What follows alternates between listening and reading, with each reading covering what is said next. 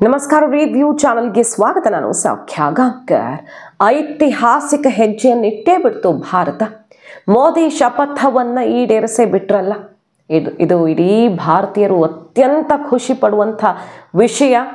ಭಾರತ ಏನಾಗಿದೆ ಇವತ್ತು ಅನ್ನೋದನ್ನು ಎಲ್ಲರೂ ಕೂಡ ಅತ್ಯಂತ ಖುಷಿಯಿಂದ ಸಂಭ್ರಮಿಸುವಂತಾಗಿದೆ. ಮಾಹಿತಿಯನ್ನು ಡೀಟೇಲ್ ಆಗಿ ವೆರಿ ಇಂಟ್ರೆಸ್ಟಿಂಗ್ ಡೇಟಾ ಮೂಲಕನೇ ಮುಂದೆ ಇಡ್ತಾ ಹೋಗ್ತೀವಿ. ಮಿಸ್ ಮಾಡಿದೆ ನಮ್ಮ ಚಾನಲ್ನ ಸಬ್ಸ್ಕ್ರೈಬ್ ಮಾಡಿ, ನಿಮ್ಮ ಅಭಿಪ್ರಾಯ ಕಮೆಂಟ್ ಮಾಡ್ತಲಿಸಿ. ಎಸ್ ವೀಕ್ಷಕರೇ, ನಿನ್ನೆ ನೀವು ಈ ಅಧಿಕೃತ ಸುದ್ದಿಯನ್ನು ನೋಡಿರ್ತೀರಿ. ಜಪಾನ್ ಹಿಂದಿಕ್ಕಿ ಭಾರತ ಈಗ 4ನೇ ಅತಿ ದೊಡ್ಡ ಆರ್ಥಿಕತೆ. ಅಮೆರಿಕ, ಚೀನಾ, ಜರ್ಮನಿ ಬಳಿಕ ಭಾರತ 4ನೇ ಅತಿ ದೊಡ್ಡ ಆರ್ಥಿಕತೆ. ಇದು ಆಲ್ಮೋಸ್ಟ್ ಬಹುತೇಕ ಈ ಜಾಗಕ್ಕೇರಿದ್ದಾಗಿದೆ ಭಾರತ ಹಿಂದೆನೇ. ಬಟ್ ಅಧಿಕೃತವಾಗಿ ಅಂದರೆ ಎಲ್ಲ ವಲಯಗಳಲ್ಲೂ ಈಗ ಭಾರತ ಜಪಾನನ್ನು ಹಿಂದಿಕ್ಕಿದೆ ಅನ್ನುವಂಥ ಅಧಿಕೃತ ಮಾಹಿತಿ ನೀತಿ ಆಯೋಗದ ಮೀಟಿಂಗ್ ಸಮಯದಲ್ಲಿಯೇ ಭಾರತ ಸರ್ಕಾರವೇ ದೇಶದ ಮುಂದೆ ಇಡ್ತಲ್ವ. ಸೊ ಏನಾಯಿತು ಹಾಗಾದರೆ? ಭಾರತ ಇದನ್ನು ಅಚೀವ್ ಮಾಡಿದ್ದು ಹೇಗೆ? ಎಲೆಕ್ಷನ್ ಟೈಮಲ್ಲಿ ನಮಗೆ ನೆನಪಿದೆ, ಮೋದಿಯವರು ಹೇಳಿದರು, ನನ್ನ 3ನೇ ಅವಧಿಯಲ್ಲಿ 3ನೇ ಅತಿ ದೊಡ್ಡ ಆರ್ಥಿಕತೆಯಾಗುತ್ತೆ ದೇಶ. ಅಂದರೆ ಟಾಪ್ 3ಗೆ ಬಂದು ನಿಲ್ತೀವಿ ನಾವು, 3rd ಲಾರ್ಜೆಸ್ಟ್ ಎಕನಾಮಿ ಆಗ್ತೀವಿ ಅಂತ ಘೋಷಣೆ ಮಾಡಿದರು. ಅದನ್ನು ಘೋಷಣೆ ಮಾಡುವಾಗ ಭಾರತ 5ನೇ ದೊಡ್ಡ ಆರ್ಥಿಕತೆಯಾಗಿತ್ತು. ಈಗ 4ನೇ ದೊಡ್ಡ ಆರ್ಥಿಕತೆಯಾಗಿದ್ದು 4.1 ಟ್ರಿಲಿಯನ್ ಆರ್ಥಿಕತೆಯ ಗುರಿಯನ್ನು ತಲುಪಿದೆ. ಹಾಗೆ ಕೇವಲ ಇನ್ನೆರಡು ವರ್ಷಗಳಲ್ಲಿ, ಮ್ಯಾಕ್ಸಿಮಮ್ 2.5 ವರ್ಷಗಳಲ್ಲಿ ಭಾರತ ಜರ್ಮನಿಯನ್ನು ಹಿಂದಿಕ್ಕಿ 3ನೇ ಪ್ಲೇಸಿಗೆ ಹೋಗುತ್ತೆ. ಇದೆಲ್ಲರೂ ಕೂಡ ಪ್ರೆಡಿಕ್ಟ್ ಮಾಡ್ತಿರೋದು ಎಕ್ಸ್ಪರ್ಟ್ಗಳು. ಆದರೆ ಅದಕ್ಕಿಂತ ಬೇಗನೂ ಆಗಬಹುದು. ಯಾಕಂದರೆ IMF ಭಾರತ 4ನೇ ಪ್ಲೇಸಿಗೆ ಬರೋದು 2027ಕ್ಕೆ ಅಂತ ಹೇಳಿತ್ತು. ಈ ಟಾರ್ಗೆಟನ್ನು ರೀಚ್ ಆಗೋದು ಭಾರತ $4.1 ಟ್ರಿಲಿಯನ್ ಎಕಾನಮಿ ರೀಚ್ ಆಗೋದಕ್ಕೆ 2027 ಬರಬೇಕು ಅಂತ ಹೇಳಲಾಗಿತ್ತು. 2 ವರ್ಷ ಮುಂಚೆನೇ ಬಂದಿದ್ದಾಗಿದೆ. ಈಗ ಹೇಳ್ತಾ ಇರೋದು 3ನೇ ಪ್ಲೇಸಿಗೆ ಬರೋಕೆ ಇನ್ನೊಂದು 2.5 ವರ್ಷ ಬೇಕು ಅಂತ. ಅದು ಇನ್ನೂ ಬೇಗ ಆದರೂ ಕೂಡ ಅಚ್ಚರಿ ಇಲ್ಲ. ಅಷ್ಟು ವೇಗವಾಗಿ ಭಾರತದ ಆರ್ಥಿಕತೆ ಮುನ್ನುಗ್ತಾ ಇದೆ ಅನ್ನೋದು ಭಾರತೀಯರು ಸಂಭ್ರಮಿಸುವಂಥ ವಿಷಯ. ಭಾರತ ರೈಟ್ ಟ್ರ್ಯಾಕಲ್ಲಿ ಹೋಗ್ತಾ ಇದೆ. ಈ ಒಂದು ಸಂಭ್ರಮದ ಕ್ಷಣಕ್ಕೂ ಕೊಂಕು ಮಾಡ್ತಿರೋರಿದ್ದಾರೆ. ಸರಿ, ಈಗ ಜಪಾನ್ ಈಗ 4ರಿಂದ 5ನೇ ಸ್ಥಾನಕ್ಕೆ ಹೋಯಿತು, ಭಾರತ 4ಕ್ಕೆ ಬಂತು. ಬಟ್ ಅವರು ಪರ್ ಕ್ಯಾಪಿಟಲ್ ಇನ್ಕಮ್ ಎಷ್ಟಿದೆ, ನಮ್ದು ಎಷ್ಟಿದೆ? ಭಾರತದ ಶ್ರೀಮಂತರ ಬಳಿಯೇ ಬಹುಪಾಲು ಸಂಪತ್ತು ಒಂದು ಕಡೆ ತುಂಬಿಕೊಂಡಿದೆ. ಸರಿ, ಭಾರತದ ಜನಸಂಖ್ಯೆ ಎಷ್ಟು? ಜಪಾನ್ ಜನಸಂಖ್ಯೆ ನಮ್ಮ UP ಜನಸಂಖ್ಯೆಗೆ ಕಂಪೇರ್ ಮಾಡಿದ್ರೆ ಹೇಗಾಯಿತು? ಇದು ಯಾವ ರೀತಿ ಒಂದೊಂದೇ ಹೆಜ್ಜೆ ಹತ್ಕೊಳ್ತಾ ಬಂತು ಭಾರತ ಅನ್ನೋದನ್ನು ನೋಡ್ತಾ ಹೋಗೋಣ. ನೋಡಿ, ಭಾರತ $1 ಟ್ರಿಲಿಯನ್ ತಲುಪೋದಕ್ಕೆ ತಗೊಂಡ ಸಮಯ ಬರೋಬ್ಬರಿ 63 ವರ್ಷ, 6.5 ದಶಕ ಅಂತ ಹೇಳ್ಬೋದು. 1947ರಿಂದ 2010ರವರೆಗೆ ಬೇಕಾಯಿತು $1 ಟ್ರಿಲಿಯನ್ ರೀಚ್ ಆಗೋದಕ್ಕೆ.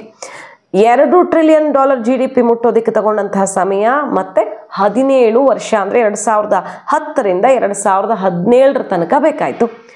3 ಟ್ರಿಲಿಯನ್ GDP ತಲುಪೋದಕ್ಕೆ ಬೇಕಾದ ಸಮಯ 3 ವರ್ಷ, 2017ರಿಂದ 2020.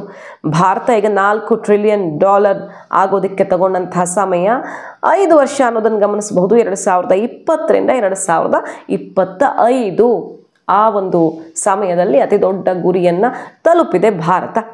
ದೇಶದ ಆರ್ಥಿಕತೆ ಏರಿಕೆಗೆ ಹಾಗಾದರೆ ಕಾರಣ ಏನು? ಸರಿ, ಈಗ ಒಬ್ಬ ಮನುಷ್ಯ 1 ಕೋಟಿ ದುಡಿಯೋಕೆ ತುಂಬ ವರ್ಷ ಬೇಕಾಗುತ್ತೆ. ಬಟ್ ಅದು 2 ಕೋಟಿ ಆಗೋದಕ್ಕೆ ಹೆಚ್ಚು ಸಮಯ ಬೇಕಾಗಲ್ಲ. ಹಾಗೆ ಆಗಿದೆ ಅಂತ ಸುಲಭವಾಗಿ ಹೇಳಿಬಿಡಬಹುದು. ಆದರೆ ಏನು ಬದಲಾಯಿತು ಭಾರತದಲ್ಲಿ? ಬದಲಾವಣೆ ಆಗಿದ್ದು ಹೇಗೆ ಅನ್ನೋದನ್ನು ಗಮನಿಸಬೇಕಲ್ವಾ. ಉತ್ಪಾದನೆಯಲ್ಲಿ ಬಹಳ ದೊಡ್ಡ ಪ್ರಮಾಣದಲ್ಲಿ ಭಾರತ ಹೆಜ್ಜೆಯನ್ನು ಇಟ್ಟಿದೆ. ಬೇಡಿಕೆ ಜಾಸ್ತಿ ಆಯಿತು, ಅದೇ ರೀತಿ ಉತ್ಪಾದನೆ ಕೂಡ ಜಾಸ್ತಿ ಆಯಿತು. ಬಲವಾದ ರಫ್ತು ಸಾಮರ್ಥ್ಯ. ಭಾರತ ಸಂಪನ್ಮೂಲ ಭರಿತವಾದ ದೇಶ, ಜನಸಂಪನ್ಮೂಲ, ಅದು ಕೂಡ ಯುವಕರಿರುವಂಥ ದೇಶ. ಇಂಥ ದೇಶದಲ್ಲಿ ಉತ್ಪಾದನೆಯನ್ನೇ ಮಾಡದೆ ನಾವು ಹೊರಗಡೆಯಿಂದ ಆಮದು ಮಾಡ್ಕೊಳ್ಳೋದೇ ಹೆಚ್ಚಾಗಿಬಿಟ್ಟಿದ್ರೆ ಕಥೆ ಇನ್ನು ಹೆಂಗೆ ನಾವು ಬೆಳವಣಿಗೆ ಆಗೋದಕ್ಕೆ ಸಾಧ್ಯವಾಗ್ತಿತ್ತು ಅಲ್ವಾ? ಜಗತ್ತಿನಲ್ಲಿ ನಾವು ಇಷ್ಟು ವೇಗವಾಗಿ ಬೆಳವಣಿಗೆ ಆಗೋದಕ್ಕೆ ನಮ್ಮ ಮ್ಯಾನುಫ್ಯಾಕ್ಚರಿಂಗ್, ಉತ್ಪಾದನೆ ವೇಗಗೊಳಿಸಿದ್ದೇ ಕಾರಣ. ಮತ್ತು ಉತ್ಪಾದನೆ ಆಗಬೇಕಂದ್ರೆ, ಹೂಡಿಕೆ ಆಗಬೇಕಂದ್ರೆ ಇನ್ಫ್ರಾಸ್ಟ್ರಕ್ಚರ್, ದೇಶದಲ್ಲಿ ಅಭಿವೃದ್ಧಿ, ಮೂಲಭೂತ ಸೌಕರ್ಯ, ರಸ್ತೆ, ಏರ್ಪೋರ್ಟು, ಪೋರ್ಟ್ಗಳನ್ನು ಅತ್ಯಂತ ತ್ವರಿತಗತಿಯಲ್ಲಿ ಕಳೆದ 1 ದಶಕದಲ್ಲಿ ಅಭಿವೃದ್ಧಿಗೊಳಿಸಿದ್ದು ಕಾರಣ ಅನ್ನೋದನ್ನು ಈಗಾಗಲೇ ವಿಶ್ವಸಂಸ್ಥೆ ಖಚಿತಪಡಿಸಿದೆ. ಮೊನ್ನೆಯಷ್ಟೇ ರಿಪೋರ್ಟಲ್ಲಿ ನೋಡಿದ್ದೀವಿ. IMF ರಿಪೋರ್ಟ್ ಅದನ್ನೇ ಹೇಳ್ತಿದೆ, ಮೂಡೀಸ್ ರಿಪೋರ್ಟ್ ಅದನ್ನೇ ಹೇಳ್ತಿದೆ. ಜಗತ್ತಿನ ಎಲ್ಲ ಎಕ್ಸ್ಪರ್ಟ್ಗಳು ಕೂಡ ಭಾರತದ ಈ ವೇಗಕ್ಕೆ, ಯುದ್ಧದ ನಡುವೆಯೂ ಇಸ್ರೇಲ್ ಯುದ್ಧ, ರಷ್ಯಾ ಯುಕ್ರೇನು ಇದೆಲ್ಲದು ಜಗತ್ತಿನ ಮೇಲೆ ಸಿಕ್ಕಾಪಟ್ಟೆ ಪರಿಣಾಮ ಬೀರಿರುತ್ತೆ. ಕರೋನಾ ಅದೆಲ್ಲ ಇದ್ದೂ ಕೂಡ ಸವಾಲನ್ನು ಭಾರತ ಗೆದ್ದಿದ್ದು ಹೇಗೆ? ನಾವು ಯಾವ ದೇಶದ ಮೇಲೇನೂ ಅವಲಂಬಿಸದೆ ಅತಿ ದೊಡ್ಡ ಉತ್ಪಾದನೆ ಮತ್ತು ಇಲ್ಲೇ ಡೊಮೆಸ್ಟಿಕ್ ಕನ್ಸಂಪ್ಷನ್ ಕೂಡ ಜಾಸ್ತಿ ಇದ್ದು ನಾವು ಯಾರಿಗೂ ಕೂಡ ಜಗ್ಗದೆ ಮುನ್ನುಗ್ತಿರುವಂಥ ರಾಷ್ಟ್ರವಾಗಿ ಈಗ ಎದ್ದು ನಿಂತಿದ್ದೀವಿ. ದೇಶದಲ್ಲಿ ಕೈಗಾರಿಕಾ ವಲಯದ ಉತ್ಪಾದನೆ ಬಹಳ ದೊಡ್ಡ ಪ್ರಮಾಣದಲ್ಲಿ ಜಾಸ್ತಿ ಆಗಿದೆ, ವಿದೇಶಿ ಉತ್ಪಾದನೆ ಕೂಡ ಜಾಸ್ತಿ ಆಗಿದೆ. ಸೊ ನಾವು ಯಾಕೆ ಈ ಸಣ್ಣ ಸಮಯದಲ್ಲಿ ದೊಡ್ಡ ಗುರಿಯನ್ನು ತಲುಪೋದಕ್ಕೆ ಸಾಧ್ಯವಾಯಿತು? ಇಷ್ಟೆಲ್ಲ 6-7 ದಶಕಗಳಾದವು 1 ಟ್ರಿಲಿಯನ್ 2 ಟ್ರಿಲಿಯನ್ ರೀಚ್ ಆಗೋದಕ್ಕೆ. ಆದರೆ ಆಮೇಲೆ ಯಾಕದು ಡಬಲ್ ಆಗ್ತಾ ಹೋಯಿತು ಅಂದರೆ ಇದೇ ಕಾರಣಕ್ಕೆ ಇಂಗ್ಲೆಂಡನ್ನು ಕೂಡ 75 ವರ್ಷಗಳ ಸ್ವಾತಂತ್ರ್ಯದ ಸಂಭ್ರಮದ ವೇಳೆ ಅಂದರೆ 2022ರಲ್ಲಿ ಇದೇ ರೀತಿ ನಾವು ಹಿಂದಿಕ್ಕಿದ್ವಿ.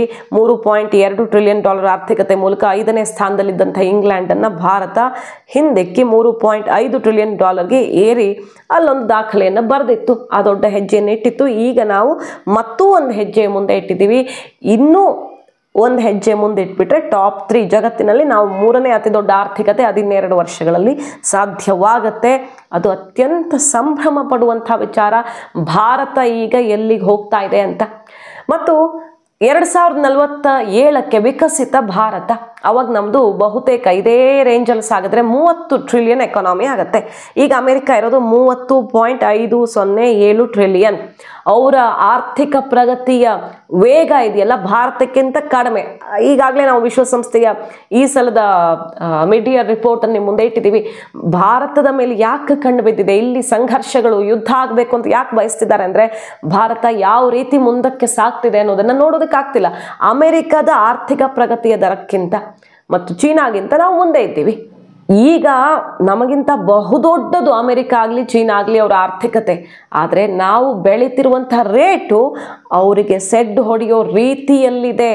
2047 ಅನ್ನುವಂಥ ಟಾರ್ಗೆಟನ್ನು ಏನು ಮೋದಿ ಅವರು ಹಾಕಿದ್ದಾರೆ, ವಿಕಸಿತ ಭಾರತ, ಸಂಪೂರ್ಣ ಡೆವಲಪ್ ಆಗಿರುವಂಥ ಭಾರತ ಅಂತ. ಆವಾಗ ನಾವು ಇವತ್ತು ಅಮೆರಿಕ ಇದೆಯಲ್ಲ ಅಷ್ಟು ದೊಡ್ಡ ಆರ್ಥಿಕತೆ ಆಗಿರ್ತೀವಿ, 30 ಟ್ರಿಲಿಯನ್ ರೀಚ್ ಆಗಿರ್ತೀವಿ ಅನ್ನೋದು ಈಗ ಸಿಗ್ತಿರೋ ರಿಪೋರ್ಟು. ಇದೇ ದರದಲ್ಲಿ ಒಂದು 7.8% ನಾವು ಡೆವಲಪ್ ಹಾಕ್ಕೊಂಡು ಹೋಗಬೇಕಾಗತ್ತೆ.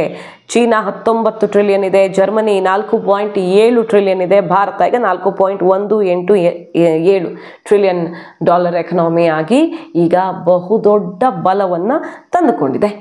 ನೋಡಿ, ಈ ಸಲ ನೀತಿ ಆಯೋಗದಲ್ಲಿ ಅದನ್ನೇ ಹೇಳ್ತಾರೆ. IMFನ ಜಾಗತಿಕ ಆರ್ಥಿಕತೆ ವರದಿ ಪ್ರಕಾರ 2 ವರ್ಷಗಳ ಒಳಗಡೆ ನಾವು ಇನ್ನೊಂದು ಹೆಜ್ಜೆ ಮುಂದಿರ್ತೀವಿ. ವಿಕಸಿತ ಭಾರತ ಅನ್ನೋದು ಕೇವಲ ಘೋಷಣೆಯಾಗಿರದೆ ಅದನ್ನು ಇಂಪ್ಲಿಮೆಂಟ್ ಮಾಡಬೇಕಂದ್ರೆ ಕಠಿಣವಾದಂಥ ಯೋಜನೆಯನ್ನು ರೂಪಿಸೋ ಅವಶ್ಯಕತೆ ಇದೆ. ಎಲ್ಲ ರಾಜ್ಯಗಳು ಕೂಡ ಅದಕ್ಕೆ ಕೈ ಜೋಡಿಸಬೇಕು. ಗುಜರಾತಲ್ಲಿ, ಆಂಧ್ರ ಪ್ರದೇಶದಲ್ಲಿ, ಉತ್ತರ ಪ್ರದೇಶ ಸೇರಿದಂತೆ ಒಟ್ಟು 17 ರಾಜ್ಯಗಳು ತಮ್ಮ ಯೋಜನಾ ಕಾರ್ಯವನ್ನು ಸಿದ್ಧಪಡಿಸಿವೆ. ಅಂದರೆ ನಾವು ಈ ಟಾರ್ಗೆಟ್ ರೀಚ್ ಆಗೋದಕ್ಕೆ ಯೋಜನಾ ಒಂದು ವರದಿ ಬೇಕಲ್ವ, ಅದನ್ನು ಸಿದ್ಧಪಡಿಸ್ಕೊಂಡಿವೆ ಈ ಎಲ್ಲ ರಾಜ್ಯಗಳು. ಸೊ ಒಗ್ಗಟ್ಟಿನಿಂದ ಕಾರ್ಯವನ್ನು ನಿರ್ವಹಿಸಬೇಕು. 2025ರಲ್ಲಿ 6.2%, 26ರಲ್ಲಿ 6.3% ಭಾರತ ಆರ್ಥಿಕತೆ ಬೆಳೆಯುತ್ತೆ ಅಂತ ಹೇಳಲಾಗ್ತಿದೆ. ಮುಂದಿನ 2 ವರ್ಷಗಳಲ್ಲಿ ಭಾರತ ಆರ್ಥಿಕವಾಗಿ ಇನ್ನಷ್ಟು ವೇಗವಾಗಿ ಮುನ್ನುಗ್ಗಲಿದೆ ಅನ್ನೋದು ಹೇಳ್ತಿರೋ ರಿಪೋರ್ಟು. ಸೊ ಎಲ್ಲರೂ ಒಗ್ಗಟ್ಟಿನಿಂದ ಯಾವುದೇ ರಾಜಕೀಯ ವ್ಯತ್ಯಾಸಗಳಿಲ್ಲದೆ ಮುನ್ನುಗ್ಗಿಬಿಟ್ರೆ ಭಾರತ ಟಾಪಲ್ಲಿರುತ್ತೆ. ಆ ಒಂದು ಕನಸಿದೆಯಲ್ಲ ಭಾರತೀಯರ ಕನಸು, ನಾವ್ಯಾವಾಗ ಸಂಪೂರ್ಣವಾಗಿ ಡೆವಲಪ್ಡ್ ಕಂಟ್ರಿ ಆಗ್ತೀವಿ ಅನ್ನುವಂಥ ಕನಸು ನನಸಾಗೇ ಬಿಡುತ್ತೆ ಅನ್ನೋದು ಅತ್ಯಂತ ಖುಷಿಯ ವಿಚಾರ. 2032 ಅಂದರೆ ಇನ್ನು 7 ವರ್ಷದಷ್ಟೊತ್ತಿಗೆ $10 ಟ್ರಿಲಿಯನ್ ಭಾರತ ಮುನ್ನುಗ್ಗಲಿದೆ. ಇದೇ ವೇಗದಲ್ಲಿ ಮುಂದೆ ಸಾಗಿದ್ರೆ ಅಂದರೆ ಆಲ್ಮೋಸ್ಟ್ ಡಬಲ್ ಆಗ್ತಾ ಹೋಗ್ತಿದೆ ಭಾರತದ ಆರ್ಥಿಕತೆ 5 ವರ್ಷಗಳಲ್ಲಿ. ಅದೇ ವೇಗ ಮುಂದುವರಿಬೇಕಾಗಿದೆ ಅಂದರೆ ನಮ್ಮಲ್ಲಿ ನಾಯಕತ್ವ ಸದೃಢವಾಗಿರಬೇಕು, ಅತಂತ್ರ ರಾಜಕೀಯ ಪರಿಸ್ಥಿತಿಗಳಿರಬಾರ್ದು, ಅರಾಜಕತೆ ಕಾಡಬಾರ್ದು. ಅದು ತುಂಬ ಇಂಪಾರ್ಟೆಂಟು. ಮುಂದಿನ 6 ರಿಂದ 7 ವರ್ಷಗಳಲ್ಲಿ ಭಾರತದ GDP ಪ್ರತಿ 18 ತಿಂಗಳಿಗೊಮ್ಮೆ $1 ಟ್ರಿಲಿಯನ್ ಜಾಸ್ತಿ ಆಗ್ತಾ ಹೋಗುತ್ತೆ ಅನ್ನೋದನ್ನು ಈಗ IDBI ಕ್ಯಾಪಿಟಲ್ ರಿಪೋರ್ಟ್ ಹೇಳ್ತಾ ಇದೆ. 2032 ಅಷ್ಟೊತ್ತಿಗೆ $10 ಟ್ರಿಲಿಯನ್ ಆರ್ಥಿಕತೆ ಅಂತ ಭಾರತ ಹೋಗಿ ನಿಲ್ಲೋದು ಗ್ಯಾರಂಟಿ ಅಂತ ಹೇಳಲಾಗ್ತಿರೋದು. ದೇಶದ ಆರ್ಥಿಕತೆಗೆ ಉತ್ಪಾದನಾ ವಲಯದ್ದೇ ದೊಡ್ಡ ಕೊಡುಗೆ. ಅದಕ್ಕೆ ಎಕ್ಸಾಂಪಲ್ ರಕ್ಷಣಾ ವಲಯ. ನಾವು ಮೊನ್ನೆ ಅಷ್ಟೇ ಯುದ್ಧದ ಸಮಯದಲ್ಲಿ ಎಲ್ಲ ಡೀಟೇಲ್ಸ್ ಅನ್ನು ನೋಡಿದ್ವಲ್ಲ. ಭಾರತ ಇವತ್ತು ಕಳೆದ 10 ವರ್ಷಗಳಲ್ಲಿ 34 ಪಟ್ಟು ರಕ್ಷಣಾ ವಲಯದ ಉತ್ಪಾದನೆಯನ್ನು ಹೆಚ್ಚಿಸಿಕೊಂಡು ಇವತ್ತು ರಕ್ಷಣಾ ವಲಯದ ಸಾಮಗ್ರಿಗಳನ್ನು, ರಕ್ಷಣಾ ಉತ್ಪನ್ನಗಳನ್ನು ರಫ್ತು ಮಾಡುವಲ್ಲಿ ಯಾವ ರೀತಿ ಟಾಪ್ಗೆ ಹೋಗಿದ್ದೀವಿ ಅಂತ ನೋಡಿದ್ವಿ. ಮುಂಚೆ ನಾವು ಬಹುಪಾಲು 60-70% ಈ ಶಸ್ತ್ರಾಸ್ತ್ರಗಳು, ರಕ್ಷಣಾ ವಲಯದ ಸಾಮಗ್ರಿಗಳನ್ನು ಹೊರಗಡೆಯಿಂದ ತರಿಸ್ಕೊಳ್ತಿದ್ವಿ. ಆದರೆ ಇವತ್ತು ನಾವು ಹೊರಗಡೆ ಕಳಿಸ್ಕೊಡೋದ್ರಲ್ಲಿ ಅತಿ ಪ್ರಬಲ ರಾಷ್ಟ್ರಗಳ ಲಿಸ್ಟ್ಗೆ ಹೋಗಿಬಿಟ್ಟಿದ್ದೀವಿ ಅನ್ನೋದು ಆಗಿರೋ ಬದಲಾವಣೆ. ಸೊ 34 ಪಟ್ಟು ಜಾಸ್ತಿ ಅಂದರೆ ಇಮ್ಯಾಜಿನ್ ಮಾಡ್ಕೊಳ್ಬಹುದು. ಈಗ ನೋಡಿ, ಮುಂದಿನ ವರ್ಷಗಳಲ್ಲಿ ದೇಶದ ಆರ್ಥಿಕತೆ ವೃದ್ಧಿಯಲ್ಲಿ ಉತ್ಪಾದನಾ ವಲಯದ ಕೊಡುಗೆ 32% ಇರುತ್ತೆ ಅಂತ ಈಗ ಸಿಗ್ತಿರೋ ಮಾಹಿತಿ. ಮೇಕ್ ಇನ್ ಇಂಡಿಯಾದಂಥ ಉಪಕ್ರಮಗಳು ದೇಶದ ಉತ್ಪಾದನಾ ಸಾಮರ್ಥ್ಯವನ್ನು ಬಲಪಡಿಸುವಲ್ಲಿ ಭಾರತವನ್ನು ಜಾಗತಿಕ ಉತ್ಪಾದನಾ ಕೇಂದ್ರ, ಚೀನಾನ ಏನಂತ ಕರೀತಾರೆ, ಫ್ಯಾಕ್ಟರಿ, ಜಗತ್ತಿನ ಫ್ಯಾಕ್ಟರಿ ಅಂತ ಕರೀತಾರೆ. ಇವತ್ತು ಅದೇ ಚೀನಾಗೆ ಸೆಡ್ ಹೊಡಿತಾ ಇದ್ದೀವಿ ನಾವು. ಚೀನಾದಲ್ಲಿ ನಮ್ಮಷ್ಟು ಯುವಕರ ಶಕ್ತಿ ಇಲ್ಲ ಅಂದ್ರೆ ಸರಾಸರಿ ಅವರ ದುಡಿಯೋ ವಯಸ್ಸಿನವರು ಅಂತ ಲೆಕ್ಕಾಚಾರ ಹಾಕಿದ್ರೆ ನಮಗಿಂತ ಕಡಿಮೆ ಸಾಮರ್ಥ್ಯ ಚೀನಾಗೆ. ನಮಗಿನ್ನೂ ಆ ಪೊಟೆನ್ಷಿಯಲ್ ಜಾಸ್ತಿ ಇದೆ. 29-30 ಆಸುಪಾಸಲ್ಲಿರುವಂತಹ ಯುವ ಸಮೂಹ ಭಾರತದಲ್ಲಿ ಯಥೇಚ್ಛವಾಗಿರೋದು. ಸೊ ಚೀನಾಗಿಂತ ನಮಗೆ ಪೊಟೆನ್ಷಿಯಲ್ ಜಾಸ್ತಿ ಇದೆ.